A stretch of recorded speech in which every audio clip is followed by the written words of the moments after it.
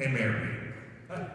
My husband David and I moved here from Chicago.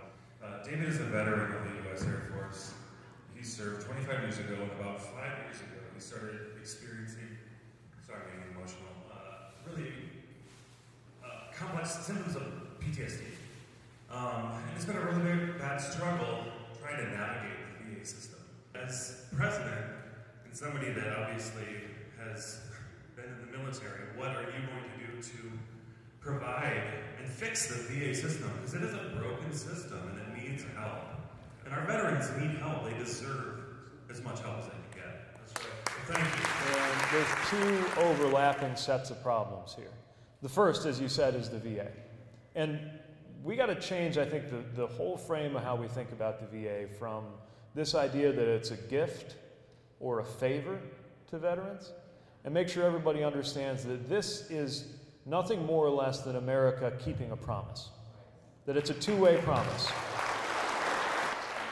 And what that means is we can't tolerate when so many veterans are going, some of them aren't even as far along as you are, some of them aren't even accessing the services to which they're entitled.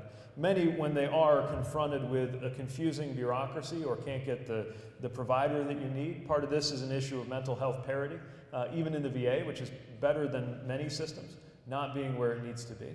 Part of it has to do regionally with the fact that a lot of folks have to go a long way in order to get care. 2.5 hours. What hospital do you go to? Iowa City. All right.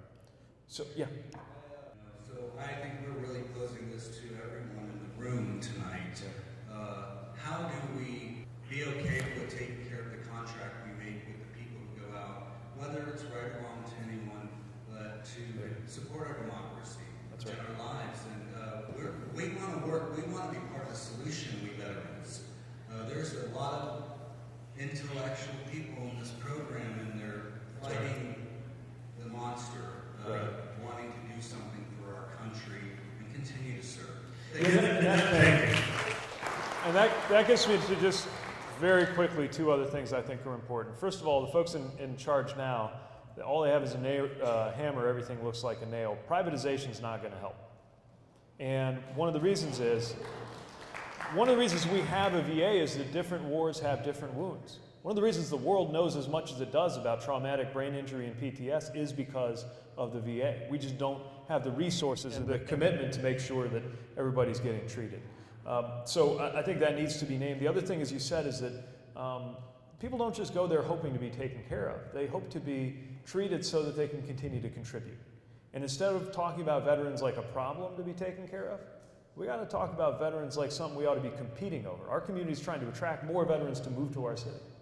And the last thing I just want to say, because it wasn't that long ago that you couldn't say something like this, is it feels pretty good to me to be able to say thank you for your service and to say happy pride in the same breath. So.